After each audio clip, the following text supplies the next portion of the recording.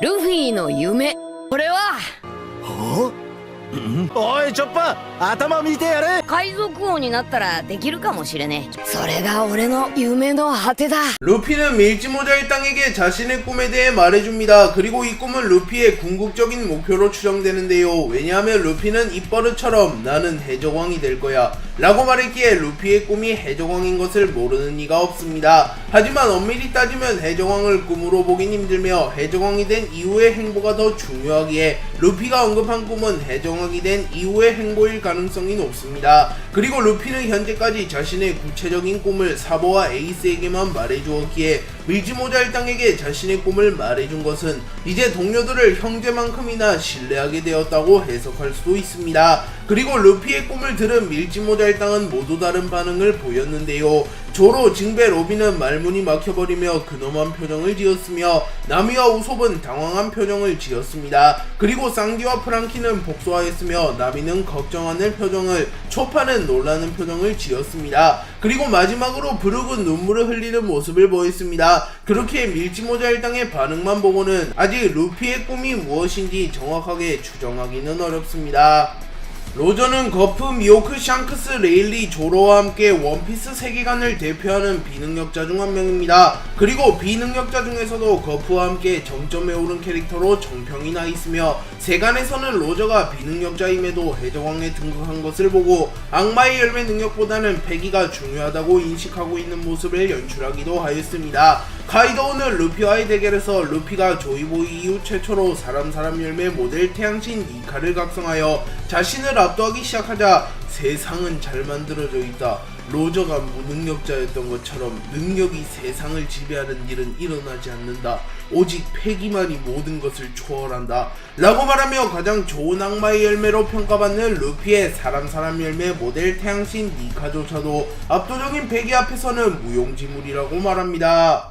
로우는 공식적으로 검사로 분류되는 인물이며 과거부터 검을 이용하여 전투하는 모습을 연출하였습니다. 그리고 로우가 사용하는 검의 이름은 키코쿠이며 현재 키코쿠의 등급이 밝혀지진 않았으나 오다 작가님 피셜로 예검도 되지 못할 잡검이라고 밝혀졌기에 로우의 검의 등급은 매우 낮을 것으로 추정됩니다. 하지만 로우의 패기와 악마의 열매 능력이 합쳐지며 키코쿠 역시 비교적 명검처럼 묘사되고 있기에 대부분의 독자들은 키코쿠가 명검이라고 생각하고 있습니다. 또한 실제로도 로우는 검을 잘 활용하여 키코쿠를 사용하여 서왕급 강자에게도 타격을 주었기에 키코쿠가 명검이 아닌 것이 밝혀지며 역시 검의 성능은 사람 차이라는 말이 생겨났으며 반드시 강자는 명검을 들고 있다라는 클리셰도 깨졌습니다. 그렇게 로우는 좋지 않은 검을 사용하고도 좋은 성능을 내는 훌륭한 검사라고 평가할 수 있으며 만약 로우가 좋은 검을 얻게 된다면 자연스럽게 전투력도 상승할 것이기에 로우의 전투력 상승 가능성이 하나 더 열렸다고 볼 수 있습니다. 원피스에는 중년의 인물들이 강한 경우가 많으며 사실상 40대에서 50대가 전성기라고 봐도 무방할 만큼 중년이 청년들보다 강한 경우가 많습니다. 대표적인 예로는 사왕들이 있으며 티치와 샹크스는 30에서 40대이며 카이도우와 빅맘은 50에서 60대이며 흰수염은 무려 70대의 사왕이라고 불리우며 신세계에서 군림하였습니다. 물론 루피는 말도 안 되는 재능을 바탕으로 무려 19세의 나이에 사왕에 등극하였습니다. 그리고 오다 작가님은 한 인터뷰에서 원피스에 있는 중년들은 매우 강하다. 현실 세계에 많은 중년들이 있으나 그들은 강하지 않다. 나는 만화에서는 그들이 강했으면 좋겠다 라고 말하며 적어도 원피스에서만큼은 중년들이 강했으면 좋겠다고 말하였습니다. 그리고 실제로도 원피스 세계관의 인간의 전성기는 대략 40에서 50대로 추정받고 있으며 거프 흰수염과 같은 경우를 보며 거의 80세가 다 되어가도 세계관 정상급 무력을 소유한 경우도 존재합니다. 베가펑크는 악마의 열매를 가장 잘 아는 인물입니다. 베가펑크는 세계정부 소속 과학자 시절에 악마의 열매를 사물에 부여하는 특수한 기술을 발명하였고 실제로 사물에 악마의 열매를 먹인 인물들이 등장했습니다. 또한 베가펑크는 오랫동안 악마의 열매를 연구하여 악마의 열매가 존재하는 이유는 인간들의 욕망이 발현되며 자연적으로 생겨난 신비한 현상이라는 것도 알아냈습니다. 또한 베가펑크는 과거 MATS 시절에 시저와 함께 악마의 열매를 연구했을 것으로 추정되며 시저는 그때의 연구 결과를 토대로 인조 악마의 열매 스마일을 탄생시켰고 카이도우는 스마일을 이용하여 능력자 군단을 양성하기도 하였습니다. 어느 독자는 오다 작가님에게 실제로 루피를 만나고 싶다고 말하며 지중해 홋카이도와 같은 바다에 가면 루피를 만날 수 있냐고 물었습니다. 그리고 오다 작가님은 한가롭게 바다 여행을 하다 보면 루피를 만날 수도 있다고 대답합니다. 또한 버기 같은 나쁜 해적을 만날 수도 있으니 조심하라는 말도 남겼습니다. 그리고 시간이 흘러 넷플릭스에서 원피스 실사화를 제작하는 게 확정되었고 그곳에서 루피의 배역을 맡은 배우가 현실판 루피라고 불리고 있기에 정말로 루피를 만날 수 있는 기회가 생기긴 했습니다. 물론 진짜 루피와는 거리가 멉니다. 하지만 루피를 연기하는 배우와 오다 작가님이 실제로 만났고 오다 작가님이 실제로 루피를 만나다니 감격스럽다는 말을 하였기에 굳이 루피를 만나고 싶다면 루피를 연기한 배우를 찾아가는 게 최선의 방법일 것 같습니다. 로우는 루피와 힘을 합쳐 도플라밍고를 꺾은 이후 카이도우를 꺾기 위하여 와노쿠니로 향합니다. 그리고 와노쿠니에서 키드, 로우, 루피 3선장 간의 동맹이 체결되었고 빅맘과 카이도우 역시 동맹을 맺습니다. 그리고 빅맘, 카이도우와 루피, 로우, 키드, 킬러, 조로는 오니가시마 옥상에서 격돌하게 되었고 사왕과 초신성 간의 화려한 대결이 펼쳐집니다. 그리고 로우는 수술 열매의 능력을 활용하여 빅맘, 카이도우와의 대결에서 준수한 모습을 보였고 카이도우와 빅맘은 로우의 능력이 매우 까다롭다고 인정하였습니다. 그리고 빅맘이 해벌리 봉봉을 사용하자 루피는 불꽃을 먼저 피하는 자가 가장 하수라고 말했고 로우, 루피, 키드는 자존심 때문에 빅맘의 기술이 코앞까지 왔음에도 피하지 않다가 결국 빅맘의 기술을 직격타로 맞습니다. 하지만 로우는 이를 버텨내는데 성공하며 잠시 후 정신을 차리며 일어났고 키드와 함께 빅맘과 대치합니다. 그리고 로우는 샴블즈를 사용하여 빅맘의 호미주인 제우스를 봉인하는데 성공하였고 빅맘과 카이도우를 떼어내는데 성공합니다. 그리고 루피는 자신이 카이도우를 잡겠다고 말하였고 루피를 신뢰하는 로우는 루피의 부탁을 들어주며 자신은 오니가시마 옥상에서 내려갑니다. 로저의 유일한 자식은 에이스이며 그 외에 로저의 핏줄을 이은 인물은 아직까지 밝혀진 바로는 없습니다. 그렇기에 비스타가 로저의 친아들일 가능성은 사실상 없으며 시기상으로도 비스타는 30년 이전부터 흰수염 해적단에 합류하였었기에 로저의 아들일 확률은 더더욱 작습니다. 하지만 일부 독자들은 농담식으로 로저의 아들이 비스타라는 말을 하기도 하는데요. 우선 로저와 비스타는 원피스 세계관에서 유일하게 독특한 수염을 보유하였으며 머리 스타일도 굉장히 유사하며 비슷한 인상을 가지고 있습니다. 또한 두 캐릭터 모두 검사라는 공통점이 있으며 피부색조차 유사하기에 로저와 비스타가 혈연지간이라고 해도 믿을 만큼 두 캐릭터는 비슷하게 생겼습니다. 물론 닮았다고 해서 아들이라고 보기는 어렵습니다. 센고쿠는 젊은 시절에 해군에 입대하였습니다. 참고로 거프, 추루, 제파와 동기 사이입니다. 그렇기에 센고쿠가 입대한 기수는 역대급 황금세대라고도 평가할 수 있습니다. 센고쿠는 해군에 입대한 이후 젊은 시절부터 거프와 함께 콤비를 이루며 셀 수도 없이 많은 해적들을 잡아냈다고 언급되었으며 이때 센고쿠와 거프에게 잡혀 들어간 해적들이 임펠다운 레벨 6에 우글우글거린다고 밝혀졌기에 거프와 센고쿠는 비교적 약한 해적들보다는 강한 해적을 위주로 잡아넣었을 가능성이 높아 보입니다. 그리고 이때 잡혀 들어간 대표적인 해적들로는 반디월드, 패트릭 레드필드가 있습니다. 그리고 나이가 조금 더 든 이후에는 금사자 시키, 더글라스 블릿을 잡아들이기도 하였습니다. 흰수염 해적단은 사왕 해적단이며 당대 최강의 해적단임에도 불구하고 약탈이나 지배를 하지는 않았다고 전해집니다. 하지만 선원의 수가 거의 10,000명이나 가까이 되며 에이스 같은 대식가, 오즈 같은 거인들도 있기에 해적단 운영비가 굉장히 많이 나올 것이기에 독자들은 흰수염 해적단이 어떤 식으로 생계를 유지했는지도 매우 궁금해합니다. 흰수염은 섬 여러 개를 통째로 농가로 사용하여 농사를 짓거나 특정 섬에 자신의 이름을 빌려주고 보호를 해주는 대신 수수료를 받는 방식으로 사업을 한다고 밝혔습니다. 또한 해적들을 제압한 뒤 괜찮은 해적은 동료나 산하해적단으로 삼지만 질이 나쁜 해적은 곧바로 브로커를 통하여 해군에 넘겨버린 뒤 현상금을 받아 돈을 번다고도 밝혀졌습니다. 그리고 현재까지 밝혀진 흰수염의 영토는 어인섬, 푸드발텐, 핸드 아일랜드, 스핑크스, 삼바 아일랜드 등이 있습니다.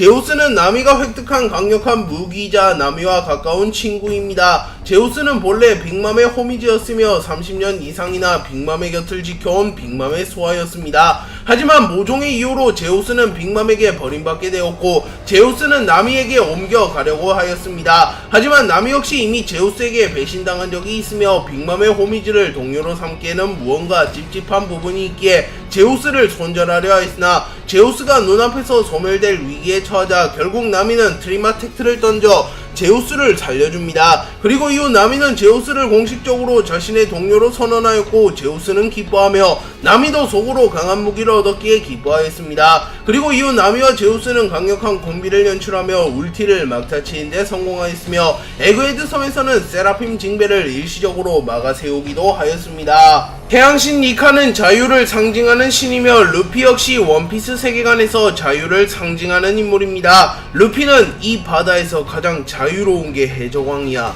라고 말하며 자신의 목표인 해적왕은 지배 따위를 하지 않는 자유로운 왕이라고 말한 적이 있습니다. 또한 로저 역시 나는 지배 따위엔 관심 없다고 라고 말한 적이 있기에 디의 의지, 니카, 조이보이, 해적왕, 루피, 로저 모든 키워드와 자유가 관련이 있다고 볼 수 있습니다. 그리고 루피는 사람 열매 모델 태양신 니카를 각성한 자신의 모습을 보며 이건 내가 가장 자유로운 상태야 라고 말하기도 하였기에 태양신 니카와 자유가 분명 관련이 있다고 볼 수 있습니다. 또한 루피가 가장 자유로운 상태라고 말했기에 기어 피프스가 루피의 최종 모드가 될 가능성이 매우 높습니다. 그리고 원피스 세계관에서 왕처럼 군림하며 세상을 지배하려 하는 인물들로는 천룡인들의 왕 이무와 사왕 티치가 있는데 이들 모두 루피의 최종 보스가 될 가능성이 높은 인물들이며 루피를 가장 위협하는 인물들이기에 루피가 비로소 이무와 티치를 잡아내며 자유로운 세상을 만들어낼 것으로 추정됩니다.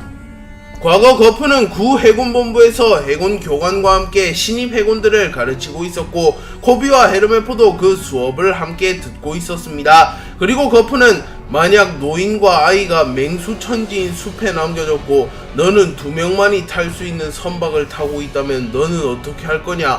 라고 물었고 코비는 제가 보트에서 내리고 2명을 구할 겁니다 라고 말하며 자신의 목숨을 희생하여 노인과 아이를 살리겠다고 말합니다. 하지만 거프는 화를 내며 틀렸다 이 바보야, 살 날이 얼마 안 남은 노인은 버려도 된다 라고 말하며 코비에게 분필을 던져버립니다. 그리고 해군 교관은 당황하며 잠깐 거프 중장 이라고 말하나 거프는 개의치 않고 말을 이어가며 너희들은 대체 뭘 구하기 위해 해병이 된 거냐? 사람의 미래잖냐? 그렇다면 노인보다 너희 쪽이 훨씬 미래가 가치가 있다. 아이와 너희 둘이 살아야 한다 라고 말하며 해군은 미래를 지키는 집단이기에 만약 누군가가 희생을 해야 하는 상황이 온다면 미래가 더 찬란한 인물을 구하며 미래가 얼마 남지 않은 노인을 희생시켜야 된다고 말합니다. 그리고 해군 교관은 몽둥이로 거프를 폭행하며 2번 다시 그런 강의하지 말아주세요. 목숨은 평등하다고요 라고 말하며 사람의 생명은 평등하다고 말합니다. 하지만 거프는 자신의 의견을 굽히지 않으며 젊은이들의 미래는 무한하다 라고 말합니다.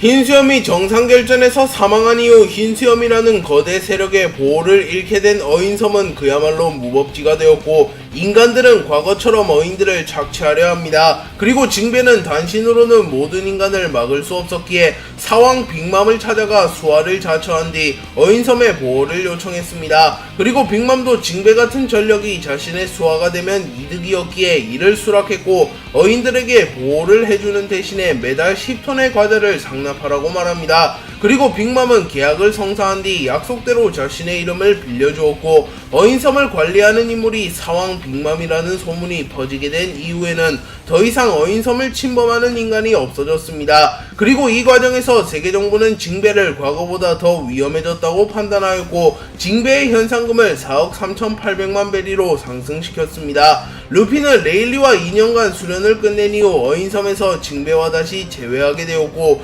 징배와 루피는 그 시점부터 사실상 연합하게 되었습니다. 그리고 루피는 사왕을 모조리 쓰러뜨리겠다고 선언하였고 당시 사왕이었던 빅맘과도 대립하게 되었습니다. 그리고 징배는 밀짚모자 일당과 빅맘의 적단이 대립하자 밀짚모자 일당의 편이 되는 것을 결정하였고 빅맘을 찾아가서 빅맘의 수하를 그만두겠다고 말합니다. 그리고 빅맘은 해적이니까 그런 건 마음대로 해라. 하지만 나는 너라는 막강한 전력을 잃은 것이다. 그러니 이에 상응하는 대가를 내놔라. 라고 말하며 소울 열매의 능력을 사용하여 징베의 수명을 빼앗아가려고 하였습니다. 하지만 징베는 빅맘에게 일말의 공포도 느끼지 않고 있었기에 빅맘은 징베의 수명을 빼앗아가지 못하였고, 징베도 미래의 해적왕의 동료가 사왕 나부랭이 따위에게 쫄겠냐? 라고 말한 뒤 정식적으로 빅맘의 수하를 탈퇴하고 루피의 동료가 됩니다.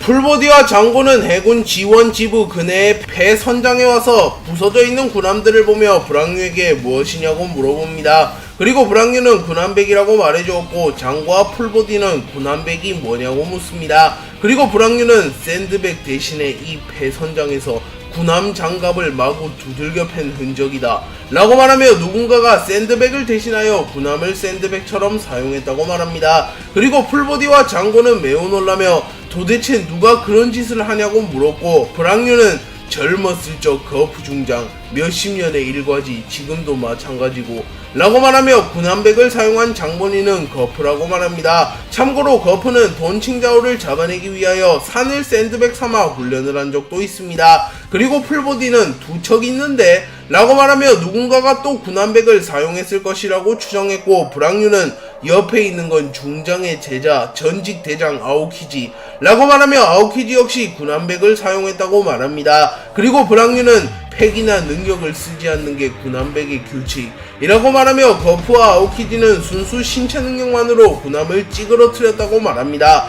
그렇게 거프와 아오키지는 팩이의 능력이 없더라도 인간의 범주를 넘어선 초인이라고 볼 수 있습니다. 그리고 브랑뉴는 영웅들의 강함은 선천적인 게 아니다 라고 말하며 거프와 아오키지의 강함은 노력으로부터 비롯된 것이라고 말합니다.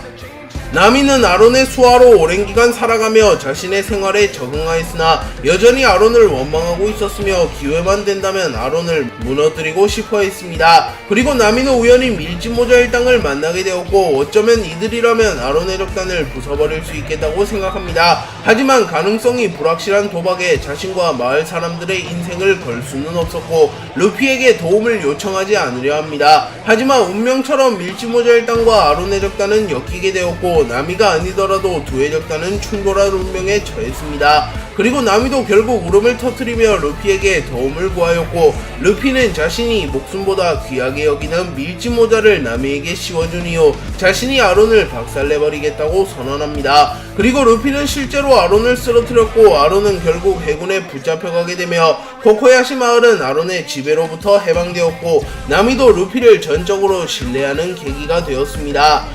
카이도우는 정상결전이 발발하게 되자 모종의 이유로 정상결전에 참전하려 하였고, 샹크스도 알 수 없는 이유로 신세계에서 카이도우를 막기 위해 격돌합니다. 그리고 샹크스와 카이도우는 전력을 드러내 전쟁을 하게 된다면 두 해적단 모두 막심한 피해를 입을 것을 알았기에 전력을 드러내며 싸우지는 않았고 신경전만 조금 했다고 밝혀졌습니다. 그리고 샹크스는 곧바로 마린포드로 이동하였고, 사왕 해적단과의 대결이 있은 직후에도 전력이 거의 훼손되지 않은 모습을 보이며 마린포드의 인물들에게 큰 충격을 주었습니다. 그리고 세계 최강의 생물이라고 불리우는 카이도우와 대결하였음에도 생채기 하나 나지 않은 것으로 보아 샹크스도 현 시점 세계 최강의 사나이 중 한 명임은 분명해 보였습니다. 그리고 카이도우는 이날 대결 이후 샹크스를 자신의 적수로 인정한 것으로 추정되며 훗날 루피와의 대결에서 자신과 생사결을 할 수 있는 강자들을 떠올리며 로저, 흰수염, 오뎅, 록스와 함께 샹크스를 떠올렸습니다. 그리고 샹크스는 유일하게 현역인 인물임을 감안하면 샹크스가 현 시점 세계의 정상에 선 인물임은 부정할 수가 없는 사실입니다. 브룩의 꿈은 라분과 재회하는 것입니다. 브룩은 과거 룸바의 적단 출신의 음악가였습니다. 그리고 브룩은 룸바의 적단 시절에 라분이라는 고래를 만나게 되었는데, 당시 라분은 너무나도 어렸었기에 룸바의 적단과 모험을 떠날 순 없었고, 룸바의 적단 선원들은 라분에게 언젠가 다시 재회하리라는 약속을 한 이후 라분과 헤어지게 됩니다. 그리고 라분은 쌍둥이 영덕에서 오랜 시간 동안 룸바의 적단을 기다렸습니다. 하지만 룸바의 적단은 원인을 알 수 없는 병에 걸리게 되며 해적단이 휘청이기 시작하였고, 타 해적단과의 대결에서 패배하며 룸바 해적단 전원은 사망하게 됩니다. 하지만 브룩은 부활 열매의 힘으로 되살아났고 브룩은 동료를 모두 잃은 것은 슬펐으나 자신의 마지막 동료인 라분이 있다는 것을 떠올리며 언젠가 라분과 재회할 날을 기다리고 있습니다. 그리고 브룩은 밀짚모자 일당에 합류한 이후 루피에게 은혜를 갚기 위하여 루피에게 협조하고 있기에 루피가 해적왕에 등극하며 자신의 목표를 이룬 이후 루피와 함께 라본을 만나러 쌍둥이 언덕으로 갈 것으로 추정됩니다. 흰수염 해적단의 구성은 아버지인 흰수염과 아들인 선원들로 구성이 되어 있습니다. 하지만 예외적으로 흰수염은 동생을 영입한 적도 있는데요. 흰수염은 우연히 와노쿠니에 들렀다가 오뎅을 만나게 되었고 오뎅은 자신을 흰수염 해적단에 넣어달라고 말합니다. 하지만 흰수염은 폐양색 패기를 지닌 인물은 누군가의 밑에 있으며 화를 부를 수도 있으며 오뎅은 한나라의 왕족이기에 왕족을 데리고 모험을 떠날 순 없다고 말하며 오뎅의 제안을 거부합니다. 하지만 오뎅은 특유의 똥꼬집을 부리며 흰수염을 끈질기게 쫓아다녔고 결국 흰수염은 간단한 테스트를 본 이후 오뎅을 자신의 해적단에 영입합니다. 그리고 흰수염은 이때 오뎅에게는 아들이라고 부르지 않으며 형동생하는 사이가 되자고 말하며 오뎅을 동생이라고 불렀습니다. 그리고 오뎅도 흰수염을 형이라고 불렀고 흰수염 해적단은 선원들은 졸지에 삼촌이 생겨버렸습니다. 하지만 마르코를 포함한 흰수염 해적단의 선원들은 오뎅을 보고 삼촌이라고 부르진 않았고 그냥 오뎅이라고 불렀습니다.